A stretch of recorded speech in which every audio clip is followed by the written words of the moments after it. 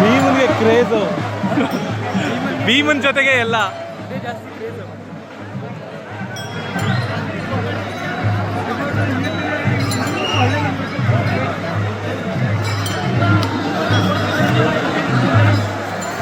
ನೀವೊಂದ್ಸತಿ ಭೀಮಾ ಅನ್ನಿ ನೋಡೋಣ, ಟ್ರೈ ಮಾಡಿ.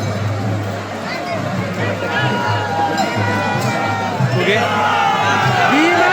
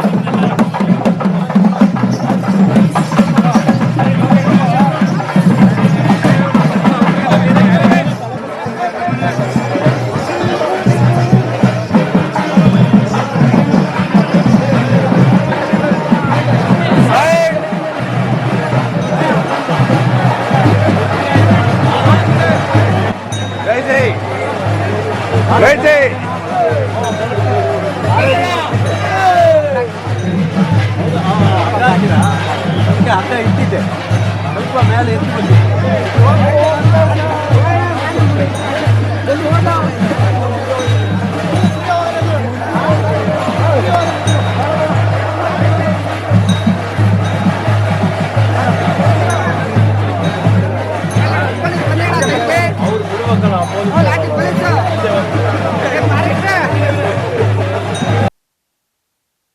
ಸರ್. ಏನು ಸರ್ ಈ ಸರಿ ದಸರಾ ಜಂಬೂ ಸವಾರಿಗೆ ಬಂದಿದ್ದೀರಾ, ಪ್ರಯಾಣ ಹೊಡ್ತಾ ಇದೆ ವೀರನ ಹೊಸಳ್ಳಿಯಿಂದ. ಏನು ಸರ್ ವಿಶೇಷ, ಹೋದ ವರ್ಷಕ್ಕೆ ಈ ವರ್ಷಕ್ಕೆ ವ್ಯತ್ಯಾಸ ಏನು ಕೊಡ್ರೆ? ನಾಡ ಹಬ್ಬಕ್ಕೆ ನಮ್ಮ ಹೆಮ್ಮೆಯ ಆನೆಗಳು ಹೊರಟಿದ್ದಾವೆ. ನಮ್ಮ ದಸರಾ ನಮ್ಮ ಹಬ್ಬ ಭಾರಿ ವಿಜೃಂಭಣೆಯಿಂದ ಈ ಸರಿ ನಡೆಸ್ತಾರೆ. ಇಲ್ಲಿಗೆ ಈಗಾಗಲೇ ನಮ್ಮ ಆನೆಗಳು ಎಲ್ಲ ಅಭಿಮನ್ಯು, ಭೀಮ, ಮಹೇಂದ್ರ, ಕಂಜನ್, ಏಕಲವ್ಯ ಆನೆಗಳು ಈಗಾಗಲೇ ಬಂದು ಹೊರಟು ನಿಂತಿದ್ದಾವೆ. ಕೆಲವೇ ಕ್ಷಣದಲ್ಲಿ ಇನ್ನು ಒಂದು ಪೂಜೆ ಶುರುವಾಗ್ತದೆ. ಎಲ್ಲರೂ ಖುಷಿಯಲ್ಲಿ ಸಡಗರದಲ್ಲಿದ್ದಾರೆ. ನಾವು ಖುಷಿಯಲ್ಲಿದ್ದೀವಿ. ನಮ್ಮಂಥವ್ರು ತುಂಬ ಜನ ಭಾರಿ ದೂರದಿಂದ ಎಲ್ಲ ಬಂದಿದ್ದಾರೆ. ಇನ್ನು ಕೆಲವೇ ಕ್ಷಣದಲ್ಲಿ ಪೂಜೆ ನಡೆದು ನಮ್ಮ ಗಜಪಯಣ ಪ್ರಾರಂಭ ಆಗ್ತದೆ. ಬಟ್ ಈ ಸರಿ ಯಾವ ಆನೆಗಳು ಸೆಲೆಕ್ಷನ್ ಆಗಿದಾವೆ ಸರ್? ಇದು ಭಾರಿ ಕುತೂಹಲ ಅಂದರೆ ಈ ಬಾರಿ ಆನೆಗಳು ಯಾವ್ಯಾವ ಸೆಲೆಕ್ಷನ್ ಆಗಿದೆ ದಸರಾಗಂತೇಳಿ? ಈಗ ಇಲ್ಲಿ ಬಂದಿರೋ ಆನೆಗಳು ಏನಿದೆ ಅದು ಬಿಟ್ಟರೆ ಗೋಪಿ ಆನೆ ಮತ್ತು ಸೆಲೆಕ್ಟ್ ಆಗಿವೆ. ಆದರೆ ಈಗ ಬಂದಿರೋ ಆನೆಗಳು ನನಗೆ ಸರಿಯಾಗಿ ಗೊತ್ತು. ಆಮೇಲೆ ಈಗ ಇನ್ನು ಬರೋ ಆನೆಗಳಲ್ಲಿ ಇನ್ನೂ ಆ ಮಾವುತರುಗಳಿಗೆ ಸ್ವಲ್ಪ ಡೌಟ್ ಇದೆ. ಅಂತೂ ಆನೆಗಳು ಸಮರ್ಥ ಆನೆಗಳು ಹೊರಟಿದ್ದಾವೆ. ಕಾವೇರಿ ಹೊರಟಿದೆ, ಆಮೇಲೆ ಬಳ್ಳೆಯಿಂದ ಮಹೇಂದ್ರ ಮತ್ತು ಲಕ್ಷ್ಮೀ ಆನೆಗಳು ಬಂದಿದ್ದಾವೆ. ಈಗ ಕಾವೇರಿ ಇದೆ ಮೊದಲ ಬಾರಿ ಬಂದಿರೋದು. ಕಾವೇರಿಗೆ ಅನುಭವ ಇಲ್ಲ, ಆದರೆ ಈ 2 ತಿಂಗಳು ತಾಲೀಮು ಮಾಡ್ತಾರಲ್ಲ ಆವಾಗ ಹಾವೇರಿ ಏನಿಲ್ಲ, ಒಂದು ಹೆಣ್ಣಾನೆ. ಆಮೇಲೆ ಇದ್ರದ್ದು ಒಂದು ವಿಶೇಷ ನೀವು ನೋಡಿದ್ರ, ಗೋಪಿ ಏನ್ ಸರ್ ಇದೇ ಫಸ್ಟ್ ಟೈಮ್ ಅಥವಾ ಪ್ರತಿ ವರ್ಷ? ಕಳೆದ ವರ್ಷನೂ ಬಂದಿತ್ತು, ಈ ವರ್ಷನೂ ಬರ್ತಾ ಇದೆ. ಅಭಿಮನ್ಯು ಹಾರ ಮಾಡಿದ್ರಂತೆ ಗೌಡ್ರು. ಹೌದು, ಒಂದು ದೊಡ್ಡದೊಂದು ಗುಲಾಬಿದ ಹಾರ ಮಾಡಿದ್ದೀವಿ. ಆದರೆ ಹಾರ ಹಾಕೋಕ್ಕೆ ಪೊಲೀಸ್ನವರು ಒಳಗೆ ಯಾರನ್ನೂ ಬಿಡ್ತಾ ಇಲ್ಲ. ಅಷ್ಟೇ ಅಲ್ಲ, ಸಾರ್ವಜನಿಕರನ್ನು ಯಾರನ್ನೂ ಬಿಡ್ತಾ ಇಲ್ಲ. ಅಷ್ಟೇ ಅಲ್ಲ, ಸಾರ್ವಜನಿಕರನ್ನು ಬಿಡ್ತಾ ಇಲ್ಲ. ನಮ್ಮ ಪಾಪ ಹಳ್ಳಿ ಜನಗಳು ಎಷ್ಟು ದೂರದಿಂದ ನಡ್ಕೊಂಡು ಬರ್ತಾ ಇದ್ದಾರೆ, ಯಾರನ್ನೂ ಬಿಡ್ತಾ ಇಲ್ಲ. ಎಲ್ಲ ಪೊಲೀಸ್ಮಯ ಆಗಿದೆ. ಇದು ಯಾರನ್ನೂ ಒಳಗೆ ಬಿಡ್ತಾ ಇಲ್ಲ. ಎಲ್ಲ ನಮ್ಮ ಸಾರ್ವಜನಿಕರು ಜನರೆಲ್ಲ ಭಾರಿ ಬೇಜಾರದಲ್ಲಿದ್ದಾರೆ.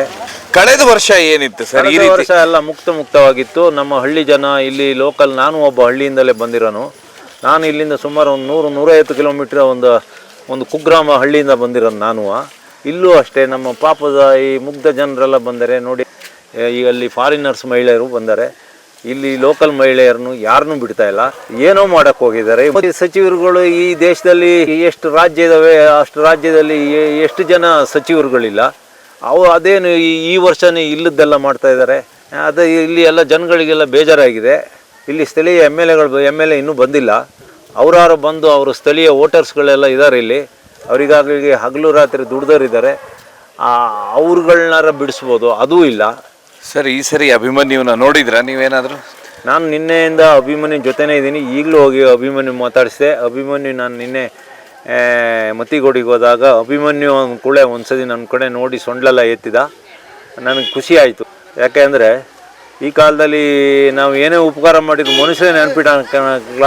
ಆದರೆ ಒಂದು ಆನೆ ನನ್ನ ಧ್ವನಿ ಕೇಳಿ ಇಲ್ಲ ನನ್ನ ನೋಡಿ ನನ್ನ ಗುರುತಿಸ್ತಲ್ಲ ಅಂತ ನಂಗೆ ಭಾರಿ ಖುಷಿ ಆಯಿತು.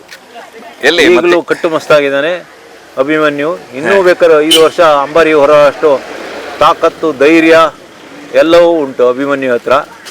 ಅಭಿಮನ್ಯು ಮಾವತನ ಜೊತೆನೇ ನಿನ್ನೆ ಇದ್ದೆ. ಅಭಿಮನ್ಯು ನಾವು ಅಭಿಮನ್ಯು ಅಭಿಮಾನಿಗಳು. 1972ನೇ ಇಸ್ವಿಲಿ ಕಪ್ಪದಲ್ಲಿ ಹಿಡಿದಾಗ ಅಭಿಮನ್ಯುಗೆ ಒಂದು 6-7 ವರ್ಷ ಅಷ್ಟೇ ವಯಸ್ಸು. ಅವತ್ತಿನ ಇವತ್ತಿಗೂ ಜನಗಳ ಜೊತೆ ಹಾಡಿ ಜನರು ನಮ್ಮ ಮಾವತರ ಆ ಜನಾಂಗದ ಮಕ್ಕಳ ಜೊತೆ ಬೆಳೆದ ಅಭಿಮನ್ಯು ಈ ಮಟ್ಟಕ್ಕೆ ಬೆಳೆದು ಬಂದಾನೆ ಅಂದರೆ ಅವನ ಆ ಧೈರ್ಯಶಾಲಿ ಮತ್ತು ಅವನ ಸಾಹಸಮಯ ಗುಣಗಳು. ಹಾಗಾಗಿ ಅಭಿಮನ್ಯು ಎಲ್ಲರಿಗೂ ಮುಂದಿನ ವರ್ಷ 1 ವರ್ಷ ಇರ್ಬೋದು.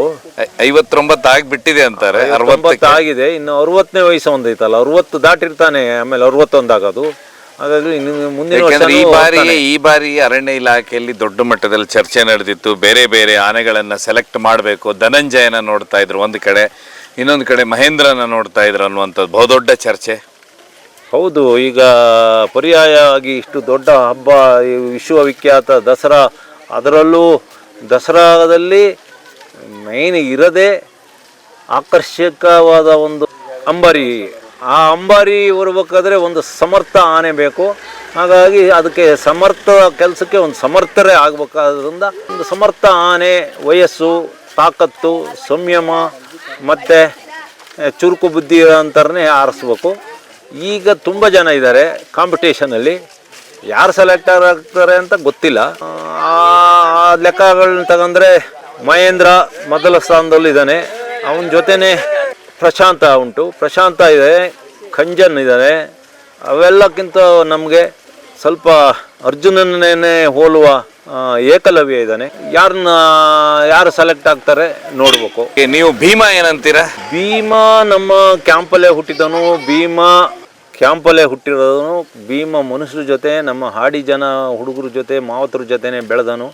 ಅವನಿಗೆ ಕಾಡು ಗೊತ್ತಿಲ್ಲ, ಅವನಿಗೆ ಏನಿದ್ರು ಅವನು ಊರಲ್ಲೇ ಬೆಳೆದನು. ಒಂದು 24-25 ವರ್ಷದ ಆನೆ ಆ ರೀತಿ ಒಂದು ಆಫ್ರಿಕನ್ ಆನೆ ಥರ ಅವನು ಬೆಳೆದು ನಿಂತಾನೆ ಅಂದರೆ ಅದೊಂದು ಹೆಮ್ಮೆ ವಿಚಾರ. ಮುಂದೆ ಭವಿಷ್ಯದ ಆನೆ. ಈಗಲೇ ಅದಕ್ಕೆ ವಯಸ್ಸು ಕಡಿಮೆ ಇರೋದ್ರಿಂದ ಸುಮಾರು ಒಂದು 800-1000 kg ಅಂಬಾರಿ ಹೊರಿಸೋದು ತಪ್ಪು. 35 ವರ್ಷ ದಾಟಿದ ಮೇಲೆ ಅವನಿಗೆ ಅಂಬಾರಿ ಹೊರಿಸೋದು ಒಳ್ಳೆಯದು.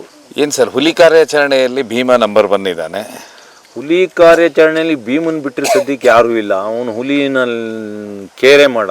ಹಾಗಾಗಿ ಅವನು ಈಗ ಹುಲಿ ಕಾರ್ಯಾಚರಣೆಗೆ ಎತ್ತಿದ ಕೈ. ಅದು ಅತಿ ಆಗ್ತಾ ಉಂಟು.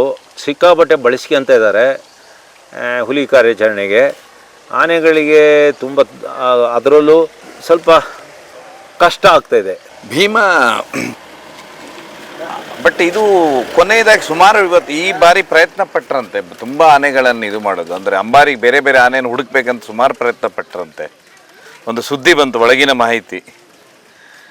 ಅದ್ರ ನೋಡಿದ್ರೆ ಅದ್ರ ಮಟ್ಟಿಗೆ ನೋಡಿದರೆ ಇದು ಬಾರಿ ಕೊನೆ ಅನ್ಸುತ್ತೆ ಸರ್ ಅಭಿಮನ್ಯುದು. ಆಗಲಿ, ನಾವು ಹೇಳೋದಷ್ಟೇ. ಅಭಿಮನ್ಯು ಆನೆ ಸುಮಾರು 150ಕ್ಕೂ ಹೆಚ್ಚು ಆನೆಗಳು, ಒಂದು 150ಕ್ಕೂ ಹೆಚ್ಚು ಹುಲಿಗಳನ್ನು ಹಿಡಿಯೋ ಕಾರ್ಯಾಚರಣೆಗೆ ಹೋಗಿದೆ, ಆನೆಗಳನ್ನು ಕಾಡಿಗಟ್ಟಕ್ಕೂ ಓಡಿದೆ. ಅದರ ಹೆಚ್ಚು ಕಡಿಮೆ ಈಗ ಒಂದು 60 ವರ್ಷ ಅಂತ ತಿಳ್ಕೊಳ್ಳೋಣ. 60 ವರ್ಷದಲ್ಲಿ ಸುಮಾರು 30-40 ವರ್ಷದಿಂದಲೂ ಸತತವಾಗಿ ಕೆಲಸ ಮಾಡ್ತಿದೆ. ಆ ಆನೆಗಳಿಗೇನು ಒಂದು ವಿಷಯ ಹೇಳ್ತೀನಿ, ಆನೆಗಳಿಗೇನು ಅಂಬಾರಿ ಹೊರೋದೇನು ಅವಕ್ಕೇನು ಖುಷಿ ವಿಚಾರ ಅಲ್ಲ, ಅವಕ್ಕದು ಭಾರಿ ಬೇಜಾರದ ವಿಚಾರನೇ. ಆನೆಗಳು ಬೆನ್ನಿನ ಮೂಳೆಗಳು ಪ್ರಕೃತಿ ಅದಕ್ಕೆ ಬೆನ್ನ ಮೇಲೆ ಯಾವುದೇ ಹೊರ ಅಂತ ಮೂಳೆಗಳು ಮಾರ್ಪಾಡಾಗಿಲ್ಲ. ಅದೇ ಕುದುರೆಗಳು ಒಂಟೆಗಳಾದರೆ ಬೆನ್ನಿನ ಮೂಳೆ ಗಟ್ಟಿ ಇರ್ತವೆ, ಆನೆಗಳಿಗೆ ಬೆನ್ನಿನ ಮೂಳೆ ಗಟ್ಟಿ ಇರಲ್ಲ, ಅದಕ್ಕೆ ತೂಕ ಹೊರಿಸ್ಬಾರ್ದು. ಕ್ರಮೇಣ ಆನೆ ಬೆನ್ನಿನ ಮೂಳೆನೇ ಅಡಿ ಹೋಗಿ, ಅಂದರೆ ಅದು ಭಾರಿ ಮೆತ್ತಗಿರೋದ್ರಿಂದ ಬೆನ್ನಿನ ಮೂಳೆ ಅದಕ್ಕೆ ಅಡಿ ಹೋಗೋ ಚಾನ್ಸ್ ಇರ್ತದೆ. ಹಾಗಾಗಿ ಯಾವುದೇ ತೂಕನ ಆನೆಗಳಿಗೆ ಹೊರಿಸ್ಬಾರ್ದು. ಆನೆಗಳಿಗೇನು ಅಂಬಾರಿ ಹೊರಬೇಕು ಅಂತ ಏನು ಇಷ್ಟ ಇಲ್ಲ, ಅದೊಂದು ಅವಕ್ಕೆ ಒಂದು ಚಿತ್ರಹಿಂಸೆ ಇದ್ದಂಗೆ. ಅದನ್ನ ಅಲ್ಲಿಂದ ಬಿಡುಗಡೆ ಮಾಡೋದು ಒಳ್ಳೆಯದು. ಎಷ್ಟು ಅಂತ ಒಂದು ಆನೆ, ಒಂದು ಪಾಪದ ಆನೆನ ಎಷ್ಟು ಅಂತ ದುಡಿಸ್ಕೊಳೋದು. ಸುಮಾರು 40 ವರ್ಷದಿಂದ ಆನೆನ ದುಡಿಸ್ಕೊತ ಇದ್ದಾರೆ.